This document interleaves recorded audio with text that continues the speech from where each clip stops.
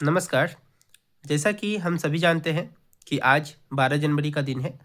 12 जनवरी मतलब अंतर्राष्ट्रीय युवा दिवस और युवा दिवस मतलब स्वामी विवेकानंद जी का जन्मदिन। आज के ही दिन स्वामी विवेकानंद जी का जन्म हुआ था बंगाल में विश्वनाथ दत्त के यहाँ, और उनकी माता का नाम था भुवनेश्वरी देवी। भुवनेश्वरी देवी जो एक धार्मिक प्रवृत्ति की औरत थी, वो अपने बेटे स्वामी विवेकानंद को, जिसका सबसे पहला नाम नरीन भी कहते थे, और उन्हें जो पूरा नाम मिला था वह नरेंद्र नाथ दत्त था। उनके पिता का नाम विश्वनाथ दत्त था, उनकी माता का नाम भुवनेश्वरी देवी। ये एक कायस्थ परिवार में थे, मतलब दत्त परिवार में इनका जन्म हुआ था। कहानी आगे बढ़ती है। ये बचपन में थोड़ा शरारती थे और काफ़ी कुशाग्र बुद्धि के थे। तो उसकी माता कहती है भुवनेश्वरी देवी कि हे शिव जी, मैंने तो पुत्र मांगा था, आपने तो अपना कण ही भेज दिया, अपना अंश ही भेज दिया। और इस प्रकार से काफ़ी कुशाग्र बुद्धि के होते हुए वे अपने तर्क, विज्ञान और धार्मिक प्रवृत्ति में रुचि रखने लगे।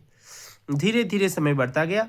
ये पढ़ाई में भी काफ़ी कुशल थे और धार्मिक प्रवृत्ति भी इनके अंदर ज़्यादा थी। तो धार्मिक प्रवृत्ति के कारण ये सबसे एक क्वेश्चन हमेशा पूछते रहते थे कि बताइए, आपने भगवान को देखा है, और अगर देखा है तो उसका क्या प्रमाण है, आप मुझे बता सकते हैं।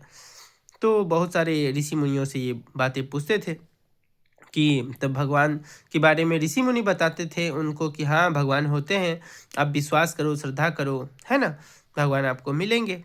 तो इस प्रकार उनका तर्क, कोई तर्कपूर्ण उनको नहीं बता पाता था। धीरे धीरे जब ये बड़े होते हैं तो एक संत के बारे में ये सुनते हैं।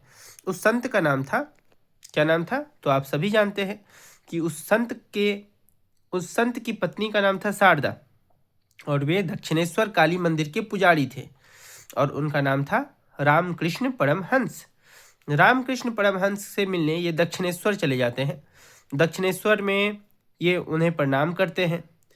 जैसे ही ये रामकृष्ण परमहंस जी इसको देखते हैं तो इनको छूते हैं। किनको? नरेंद्र नाथ दत्त को। जब इनको छूते हैं और कहते हैं कि अरे, तुम इतना देर कैसे कर दिए, हम तो तुम्हारा इंतजार कभी से कर रहे थे। नरेंद्र को यह बात सुनकर काफ़ी आश्चर्य होता है कि अरे भाई, ये क्या बात हो गई, है ना, कि पहली बार हम इनसे मिले और ये कह रहे हैं कि मैं तो तुम्हारा इंतजार बरसों से कर रहा हूँ।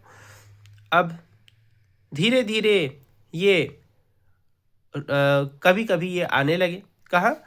तो दक्षिणेश्वर काली मंदिर, और इनसे एक ही प्रश्न पूछते थे कि क्या आपने भगवान को देखा है? अगर आपने भगवान को देखा है तो उनका प्रमाण दीजिए। तो परमहंस जी कहते थे कि हाँ, भगवान है, आप विश्वास करो, मैं तो उसी तरह भगवान को देखता हूँ जैसे कि मैं तुमको देख रहा हूँ, और तुमसे भी साक्षात रूप में मैं तो भगवान को देखता हूँ। तब इनको विश्वास नहीं होता था। तो इसी तरह के प्रश्न ये हमेशा अक्सर पूछा करते थे। तब एक दिन की बात है, इनको लगा, रामकृष्ण परमहंस जी को, कि चलो इनको कुछ बता दिया जाए। एक दिन उन्होंने ऐसा ही प्रश्न किया नरेंद्र नाथ दत्त ने कि क्या आपने भगवान को देखा है, क्या आप मुझे भगवान को प्रमाणित कर सकते हैं? बोला, चलो आज मैं तुम्हें भगवान को दिखाता ही हूँ। इन्होंने अपना खड़ाऊँ उतारा, किसने? रामकृष्ण परमहंस ने, और अपना पैर नरेंद्र नाथ दत्त के, मतलब स्वामी विवेकानंद की छाती पर रख दिया। जब उनके पैर उनकी छाती पर पड़ा तो उनको ऐसा लगने लगा कि पूरी दुनिया शून्य हो गई है और वह काल के गाल में समाता हुआ जा रहा है। पूरे दुनिया में उसे कुछ भी प्रतीत ही नहीं हो रहा था, कुछ दिखाई ही नहीं पड़ रहा था। ऐसा लग रहा था कि वो मृत्यु के मुंह में जा रहा है। तो वो चिल्लाने लगा, जोर जोर से चिल्लाने लगते हैं कि अरे, मैं अकेला नहीं हूँ, मेरे माता है, मेरे पिता है, सभी है, मैं अकेला नहीं हूँ।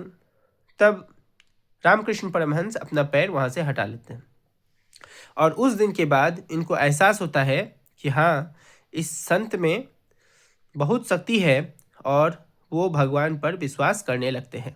कौन? नरेंद्र नाथ दत्त।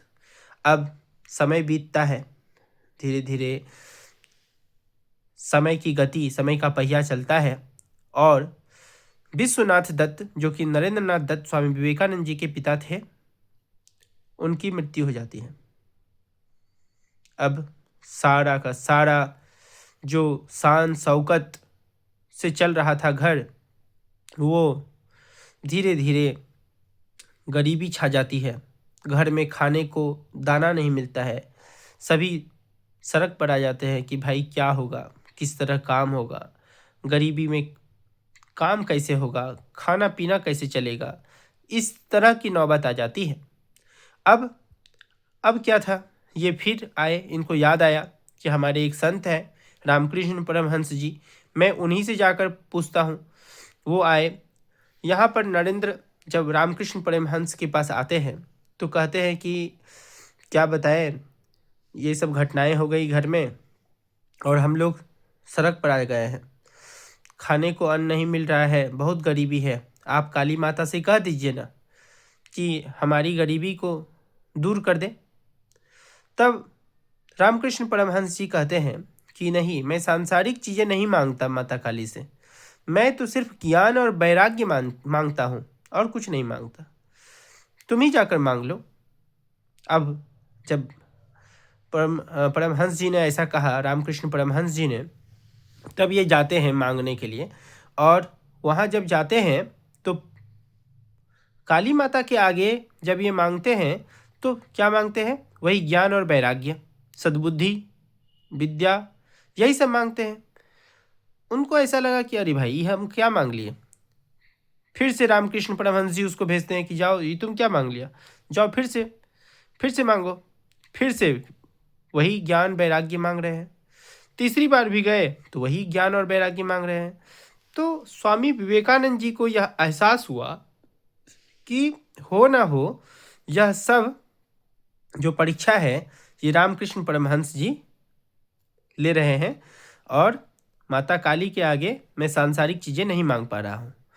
अब कहानी आगे बढ़ती है और धीरे धीरे रामकृष्ण परमहंस जी, जो काफ़ी वृद्धावस्था में चले गए थे, उन्हें गले का कैंसर हो जाता है और एक दिन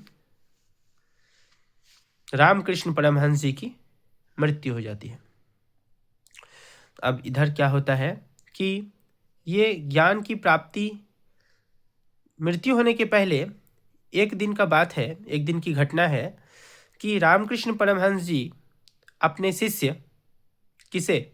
नरेंद्र नाथ दत्त को कहते हैं कि आज मैं तुम्हें सारी सिद्धियां, सारे तंत्र मंत्र जंत्र जो भी मेरे पास है वो मैं तुम्हें प्रदान कर रहा हूँ। अब तुमको ही पूरी संस्था को चलाना है, सबको देखना तुम्ही का काम है। मैं अब परलोक सिधार जाऊंगा। और इस तरह से एक दिन रामकृष्ण परमहंस की मृत्यु हो जाती है। अब इनके ऊपर सारा का सारा कार्य है। उसके बाद ये गेरुआ वस्त्र धारण कर लेते हैं और हाथ में एक कमंडल, एक लकड़ी का लाठी लेकर ये घूमने लगते हैं। पूरा पूरब से लेकर, बंगाल के पूरब से लेकर पश्चिम गुजरात तक, हिमालय से लेकर उत्तर में, हिमालय से लेकर दक्षिण में कन्याकुमारी तक ये भ्रमण करते रहते हैं। देखते हैं कि समाज में क्या है, एक तरफ ऊंच नीच है, एक तरफ गरीबी बसी हुई है, तो दूसरी चीज़ एक तरफ अमीरी है। बहुत सारे लोग परेशान हैं कि भाई गरीबी बहुत है, लोग ऊंच नीच जाति पाति कर रहे हैं। इस तरह की चीज़ों को वे देखते हैं और उसके बाद ये पहुंच जाते हैं दक्षिण भारत में, जहाँ कन्याकुमारी का 3 समुद्र मिलता है, हिंद महासागर, अरब महासागर और बंगाल की खाड़ी। ये वहीं पर जाकर समुद्र में कुछ दूरी तैर कर एक पत्थर के पास चले जाते हैं और उस पत्थर पर बैठकर ये 3 दिन 3 रात तक लगातार तपस्या करते हैं और आज उस पत्थर को रॉक मेमोरियल के नाम से जाना जाता है।